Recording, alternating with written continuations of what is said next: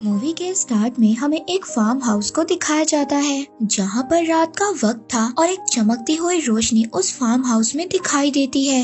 ये चमकती हुई रोशनी कोई और नहीं बल्कि एक मैजिकल क्रिएचर था। अब जब सुबह होती है तो फार्म का ऑनर ये देखता है कि उसके फार्म को किसी ने बर्बाद कर दिया है। अब उस ऑनर को बहुत ज्यादा गुस्सा आता है क्योंकि ये सब उस रोशनी की वजह से हुआ था। अब फार्म का ऑनर अपने तीनों बेटों को बुलाता है और कहता है कि अब तुम तीनों को इस फार्म की पहरेदारी करनी होगी। और यहीं पर हम ऑनर के सबसे छोटे बेटे जॉन को देखते हैं। जॉन को सभी निकम्मा समझते थे और उसके बड़े भाई भी उसकी अच्छाई का फायदा उठाते थे। जॉन के भाई उसको अकेले ही पहरेदारी करने का कहते हैं। जॉन भी इस काम के लिए मान जाता है और पहरेदारी के लिए अकेला ही तैयार हो जाता है। अब जब जॉन फार्म पर बैठा हुआ था तो अचानक से वहाँ पर उसको कुछ आवाज सुनाई देती है। वो अपने पीछे मुड़कर देखता है तो उसके पीछे एक व्हाइट कलर का घोड़ा खड़ा था। जॉन को अपनी आंखों पर यकीन नहीं होता कि उसने इतना बड़ा और सफेद कलर का घोड़ा देखा है। अब वो उस घोड़े को पकड़ने की कोशिश करता है। एक रस्सी वो घोड़े पर डाल देता है। अब वो घोड़ा तेजी से भागने लगता है मगर तभी जॉन उस रस्सी को पकड़ लेता है, जिस वजह से जॉन भी उस घोड़े के साथ आगे चला जाता है। मगर जब घोड़ा थोड़ा सा आगे जाता है तो वो अनबैलेंस हो जाता है और दलदल में गिर जाता है। अब जॉन उस घोड़े की मदद करता है, उसको दलदल से बाहर निकाल लेता है। तभी जॉन देखता है कि उस घोड़े की आंखों में आंसू थे और ये देखकर जॉन उस घोड़े के लिए बहुत ही ज्यादा बुरा फील करता है। जॉन उस घोड़े से ये प्रॉमिस लेता है कि आइंदा वो घोड़ा उनके फार्म पर नहीं आएगा। जिसके बाद वो घोड़ा जॉन को शुक्रिया कहता है और वहाँ से चला जाता है। उसके बाद जॉन भी अपने घर आ जाता है। अब जॉन को दोबारा अपने फार्म से कुछ आवाजें आती हैं। जब जॉन वहाँ पर चेक करने जाता है तो वहाँ पर जाकर वो हैरान हो जाता है। वहाँ पर 2 घोड़े बंधे हुए थे। अब इससे पहले जॉन वहाँ पर कुछ समझ पाता, उसको एक आवाज बताती है कि ये तुम्हारे लिए एक गिफ्ट है। जॉन जब पीछे मुड़कर देखता है तो उसको एक छोटा घोड़ा नजर आता है जो कि उसको बताता है कि मेरा नाम फॉल है। असल में फॉल उस घोड़े का बेटा था जिसको जॉन ने रात को बचाया था। फॉल जॉन को बताता है कि मेरी मदर तुमसे बहुत ज्यादा खुश है, इसीलिए उन्होंने तुम्हारे लिए ये गिफ्ट भेजा है। जॉन ये सुनकर काफी ज्यादा खुश हो जाता है। तभी जॉन को अपने फादर की आवाज आती है।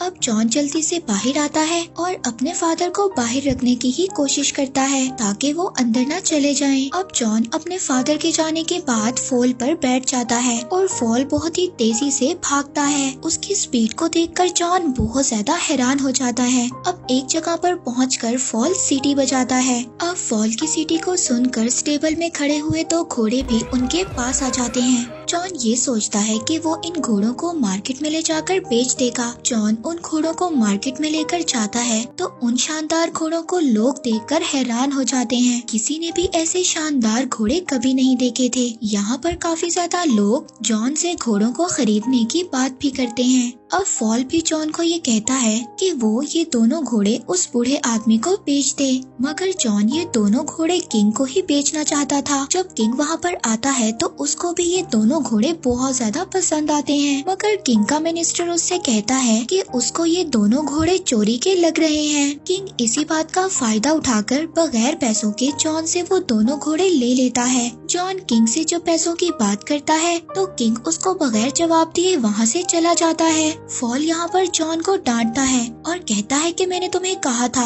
ये दोनों घोड़े उस बूढ़े आदमी को बेच दो। खैर फॉल जब जॉन को उदास देखता है तो वो दोबारा से सीटी बजाता है और वो दोनों घोड़े जॉन के पास आ जाते हैं, लेकिन उन दोनों घोड़ों की वजह से किंग की बग्गी पलट जाती है और वो आटे की बोरियों में गिर जाते हैं। अब किंग को इस बात से बहुत ज्यादा गुस्सा तो आता है, मगर किंग चैम्बर की वजह से कुछ भी नहीं कहता और वो जॉन से इन घोड़ों की कीमत लगाने का कहता है। जॉन उन घोड़ों की बहुत ही ज्यादा कीमत लगाता है, जिस पर किंग के लोग उसको सजेस्ट करते हैं कि वो जॉन को अपने पास ही काम करने के लिए रख ले, क्योंकि जब जॉन यहाँ पर रहेगा तो किंग अपनी बेइज्जती का बदला भी ले सकते हैं। जॉन भी उनकी बात को एक्सेप्ट कर लेता है और वहाँ पर रहकर किंग के कामों को करने लगता है। अब किंग का असिस्टेंट किंग से कहता है क्यों ना हम जॉन से एक फिनिक्स बर्ड को बुलवाएं। वो एक फायर बर्ड था और उसको लाना बहुत ज्यादा मुश्किल था। अब किंग का असिस्टेंट ये कहता है कि उसको लाना बहुत मुश्किल है और जॉन उसको कभी भी ला नहीं सकेगा और तभी आप जॉन को मौत की सजा सुना देना। अब किंग को अपने असिस्टेंट का आइडिया बहुत अच्छा लगता है। किंग अब ये सब जॉन से कहता है। जॉन भी इस बात के लिए तैयार हो जाता है। अब फॉल को जब ये बात पता चलती है तो वो जॉन से कहता है कि ऐसा करना बहुत ही ज्यादा खतरनाक है, क्योंकि जिसने भी ऐसा किया है और जो भी उस बर्ड की तलाश में गया है कभी भी वापस नहीं आया। मगर जॉन ने ये चैलेंज एक्सेप्ट कर लिया था, इसलिए वो पीछे नहीं हट रहा था। अब फॉल को भी जॉन की मदद करना थी, इसीलिए अब वो जॉन को एक जंगल में ले जाता है, जहाँ पर वो उसको एक ड्रीम नट दिखाता है। वो जॉन को बताता है कि ये फायर बर्ड के स्पेशल नट्स हैं और वो इनको बहुत ज्यादा पसंद करता है। मगर ये नट्स ऐसे हैं जैसे ही वो फायर बर्ड इनको खाएगा वो गहरी नींद में सो जाएगा, जिसके बाद हम उसको आसानी से पकड़ लेंगे। जिसके बाद अब ये दोनों उस जगह पर पहुंच जाते हैं जहां पर फायर बर्ड रहता था। फॉल उसको ये भी बताता है कि फायर बर्ड जमीन के नीचे रहता है। अब वो उस जगह पर कुछ नट्स को फेंक देते हैं और उस फायर बर्ड के बाहर आने का वेट करते हैं। अब जैसे ही वो फायर बर्ड नट्स की खुशबू सूंघता है तो वो जमीन से बाहर आ जाता है। अब वो फायर बर्ड मजे से उन नट्स को खा लेता है, जिसके बाद वो बेहोश हो जाता है। अब जैसे ही जॉन उस फायर बर्ड को पकड़ने जाता है तो वो दोबारा से जिंदा हो जाता है। अब वो फायर बर्ड जॉन के पीछे पड़ जाता है। वो उनको पकड़ने के लिए जॉन और फॉल के पीछे भागता है, जिसकी वजह से पूरे आइलैंड पर आग लग जाती है। उस फायर बर्ड ने जॉन और फॉल को पकड़ लिया था, जिसके बाद जॉन अपने पास आखिरी नट पड़ा हुआ उसकी तरफ फेंक देता है। जैसे ही वो फायर बर्ड उस नट को खाता है वो बेहोश हो जाता है। अगली सुबह जब वो जागता है तो उसको पता चलता है कि उन लोगों ने उसको चेन में कैद कर लिया था। जब जॉन उस फायर बर्ड की तरफ देखता है तो वो ये देखता है कि उसकी आंखों में आंसू थे। ये देखकर जॉन को बहुत ज्यादा बुरा फील होता है, जिसकी वजह से वो उस फायर बर्ड को आजाद कर देता है। जैसे ही वो फायर बर्ड आजाद होता है वो अपने पंख फैलाकर वहाँ से उड़ जाता है और जाते हुए वो अपना एक पंख जॉन को दे देता है और वो पंख हीट की वजह से ग्लो कर रहा था। फॉल जॉन को कहता है कि किंग अब तुम्हें नहीं छोड़ेगा, मगर जॉन फॉल से कहता है कि शायद वो इस पंख से किंग को ये यकीन दिलवा दें कि उन्होंने फायर बर्ड को पकड़ा था। जब वापस जॉन किंग के पास जाता है तो किंग जॉन की किसी भी बात पर यकीन नहीं करता। अगले ही दिन जॉन को मौत की सजा के लिए लाया जाता है। जॉन वो पंख निकालकर सबको दिखाता है, मगर वो पंख अब ग्लो नहीं कर रहा था और किंग जॉन को मारने का कहता है। जब किंग जॉन को मौत की सजा देने लगता है तभी वहाँ पर फायर बर्ड आ जाता है, जिसको देखकर सभी लोग बहुत ज्यादा हैरान होते हैं और वहाँ पर इकट्ठे सभी लोगों को जॉन की बातों पर यकीन आ जाता है, जिसकी वजह से अब किंग को जॉन की सजा खत्म करनी पड़ती है और साथ ही जॉन को किंग प्रमोशन भी दे देता है। इस बात पर किंग और भी ज्यादा गुस्सा होता है। अब वो अपने मिनिस्टर को कुछ और प्लान सोचने का कहता है। बहुत ज्यादा सोचने के बाद किंग का मिनिस्टर उसको एक आइडिया देता है। वो कहता है कि क्यों ना हम इस बार जॉन को एक माउंटेन की प्रिंसेस को लाने भेजें।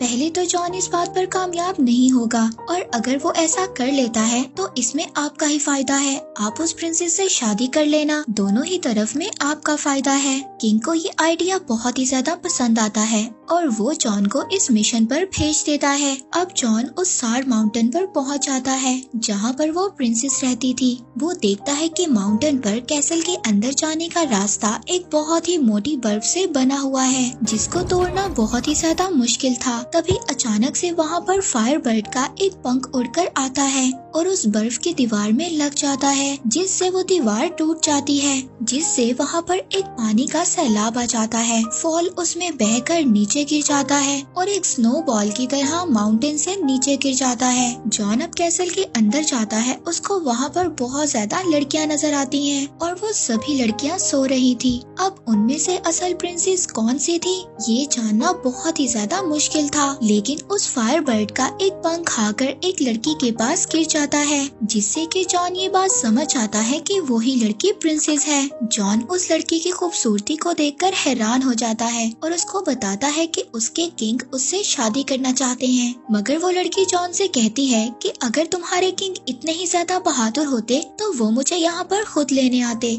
और वो ये कहकर वो प्रिंसेस पहाड़ से नीचे कूद जाती है। जॉन भी अपनी जान की परवाह नहीं करता और उस प्रिंसेस के पीछे कूद जाता है। अब फॉल उन दोनों को वहाँ पर बचा लेता है और दोनों को अपने ऊपर बिठाकर आराम से नीचे ले आता है। फॉल जॉन को देखकर ये समझ गया था कि जॉन प्रिंसेस को पसंद करने लगा है। फॉल उसको समझाता है कि अगर ये बात किंग को पता चल गई तो तुम्हारे लिए मुसीबत और भी ज्यादा बढ़ जाएगी। यहाँ पर प्रिंसेस भी सब बातें छुपकर सुन लेती है। प्रिंसेस को भी ये लगता था कि वो शायद जॉन को पसंद करने लग गई है। इसके बाद वो लोग किंग के पास वापस जाते हैं। वहाँ पर सभी लोग इतनी खूबसूरत प्रिंसेस को देखकर हैरान हो जाते हैं। अब किंग जब जॉन को जिंदा देखता है तो उसको गुस्सा तो आता है, मगर किंग के आदमी उसको समझाते हैं कि इसमें उसका ही फायदा है। अब वो लोग जॉन को प्रमोट भी कर देते हैं, मगर जॉन इन सबसे ज्यादा खुश नहीं था। उसको प्रिंसेस की फिक्र थी। अब वो छुपकर प्रिंसेस के पास जाता है। इससे पहले कि वो प्रिंसेस को कुछ बताए, किंग के लोग आकर प्रिंसेस को वहाँ से ले जाते हैं। अब किंग प्रिंसेस को शादी के लिए प्रपोज करता है, मगर प्रिंसेस उससे कहती है कि वो एक शर्त पर शादी करेगी कि अगर वो प्रिंसेस को वो रिंग ला कर दे जो उसकी दादी की थी। और वो रिंग एक समंदर में गिर गई थी और वो रिंग जब तक उसके पास नहीं आ जाती वो शादी नहीं कर सकती। अब प्रिंसेस की बात से किंग वहाँ पर परेशान हो जाता है, मगर तभी वहाँ पर जॉन आता है। जॉन को जब किंग देखता है तो ये काम भी जॉन को कह देता है। जॉन फॉल से उस किंग के बारे में बात करता है, मगर फॉल उसको कहता है कि उस रिंग के बारे में उसको कोई भी नॉलेज नहीं है। मगर फॉल इस बारे में अपनी मदर से बात करता है। वो उसको बताती है कि वो रिंग वेल के पेट में है, जो वेल उनको समंदर के बीच एक आइलैंड के पास मिलेगी। अब जॉन फॉल के साथ जाता है, मगर वहाँ पर कुछ बर्ड्स के टकराने से फॉल नीचे गिर जाता है और पता चलता है कि जॉन उस वेल तक पहुँच गया है। जॉन पानी के नीचे बड़ी बड़ी जंजीरों को देखता है और उन जंजीरों से बंधी हुई एक बहुत बड़ी वेल को देखता है। जब जॉन पानी से बाहर आता है तो फॉल उसको बताता है ये पूरा आइलैंड ही असल में वो वेल है जिसके बारे में फॉल की मदर ने उसको बताया था। जॉन वेल से पूछता है कि ऐसा उसके साथ किसने किया। वेल जॉन को बताती है कि उसने गलती से कुछ शिप्स को निगल लिया था, इसीलिए वहाँ पर बाकी सेलर्स ने उस वेल को यहाँ पर कैद कर दिया। मगर अब ये वेल अपनी गलती को सुधारना चाहती है। जॉन को उस वेल के लिए बहुत ज्यादा बुरा लगता है। अब जॉन को एक आइडिया आता है। वो ये सोचता है कि अगर वो इस वेल को छींक दिलवा दे तो वो इसके अंदर से शिप्स को निकाल सकता है। और अपने प्लान के अकॉर्डिंग वो उस वेल की नाक में चले जाते हैं और उसकी नाक को टिकल करने लगते हैं।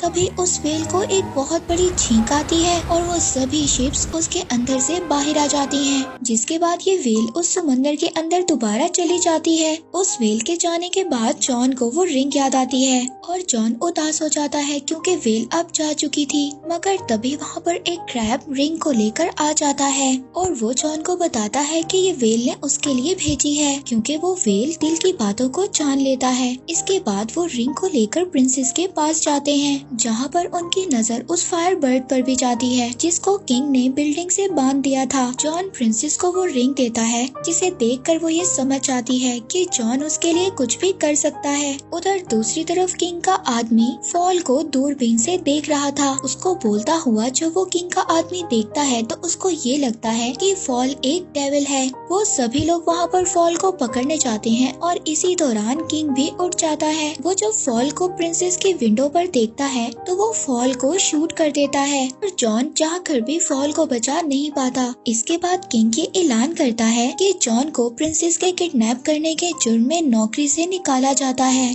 और कुछ ही दिनों में उसको मौत की सजा मिलेगी। तभी प्रिंसेस फॉल से मिलती है और उसको बताती है कि उसके एक आइडिया की वजह से जॉन और भी ज्यादा मुसीबत में फंस गया है। वो फॉल को बताती है कि उसने किंग को शादी से बचने के लिए 3 अलग अलग पॉट्स में नहाने के लिए कहा था, जहाँ पर पहले पॉट में उबलता हुआ पानी और दूसरे पॉट में बर्फ का पानी और तीसरे में उबलता हुआ दूध होगा। उसने किंग को बताया कि ऐसा करने से वो दोबारा से जवान हो जाएंगे, मगर किंग को ये सब ठीक नहीं लग रहा था, जिस पर किंग का आदमी उसको कहता है कि पहले वो इन सब चीजों को जॉन पर आजमा कर देखे। अब प्रिंसेस फॉल को इस बात से बचने का तरीका बताती है। अगर वो पहले पॉट में उसके दादी की रिंग और दूसरे पॉट में उस फायर बर्ड का पंख और तीसरे में लाइफ और डेथ फ्लावर्स डाल दें तो जॉन की लाइफ बच सकती है। फॉल प्रिंसेस से उन फ्लावर्स के बारे में पूछता है, जिस पर प्रिंसेस फॉल को कहती है कि वो फ्लावर्स उसको दुनिया के आखिरी कोने में मिलेंगे। फॉल कहता है कि इन सब में तो बहुत ज्यादा वक्त लग जाएगा, लेकिन प्रिंसेस उसको कहती है कि तुम्हारी स्पीड से ये काम जल्दी हो जाएगा। अब फॉल इंजर्ड होने के बावजूद उन फ्लावर्स को लेने जाता है और अगली सुबह वो पॉट्स भी तैयार हो जाते हैं और यहाँ पर किंग ये सोचता है कि यही सही वक्त है सबको ये बताने का कि वो कितना रहमदिल है। वो सबको ये बताता है कि ये प्रोसेस असल में जॉन को दिया हुआ दूसरा मौका है, क्योंकि वो अगर इन सब में कामयाब हो गया तो वो जॉन को आजाद कर देंगे। इसके बाद वो जॉन को उस पॉट में धकेल देता है और प्रिंसेस भी चुपके से अपनी रिंग उस पॉट में डाल देती है और उस रिंग के मैजिक से जॉन सही सलामत पहले पॉट से निकलकर दूसरे पॉट में गिर जाता है। ये सब देखकर वो फायर बर्ड चिल्लाने लगता है। उस फायर बर्ड की आवाज उस कैद हुए पंख तक पहुंच जाती है और वो वहां से निकलकर फौरन ही दूसरे पॉट में गिर जाता है, जिसके बाद जॉन तीसरे और फाइनल पॉट में गिरता है। प्रिंसेस फॉल के आने का इंतजार कर रही थी। दूसरी तरफ हम देखते हैं कि फॉल उस फ्लावर तक पहुंच गया था, लेकिन उस फ्लावर को तोड़ने से पहले फॉल को ये पता चलता है कि इस फ्लावर को जो भी तोड़ेगा उसकी डेथ हो जाएगी। लेकिन इस बात की परवाह किए बिना वो उस फूल को तोड़ लेता है। उधर बाकी सब लोगों को ये लग रहा था कि जॉन मर गया है और वो सभी लोग उदास होकर वहाँ से जाने लगते हैं, पर तभी वहाँ पर फॉल आ जाता है जो कि उस फ्लावर को उस पॉट में गिरा देता है और देखते ही देखते जॉन उस पॉट से एक प्रिंस की तरह बाहर आता है। अब ये देखकर किंग भी पहले पॉट में जंप लगाता है, मगर दोबारा से जवान होने की बजाय वो एक बबल में कैद होकर वहाँ से चला जाता है। सभी लोग इस बात को देखकर बहुत ज्यादा खुश होते हैं और वो अपना नया किंग जॉन को बना लेते हैं। जॉन और प्रिंसेस फॉल को ढूंढने जाते हैं। फॉल को ये लग रहा था कि अब वो मरने वाला है, मगर प्रिंसेस फॉल को बताती है कि वो फ्लावर सिर्फ उसका टेस्ट ले रहा था। मूवी के लास्ट सीन में हम जॉन और प्रिंसेस की शादी को देखते हैं और इसी के साथ ये मूवी यहीं पर एंड हो जाती है।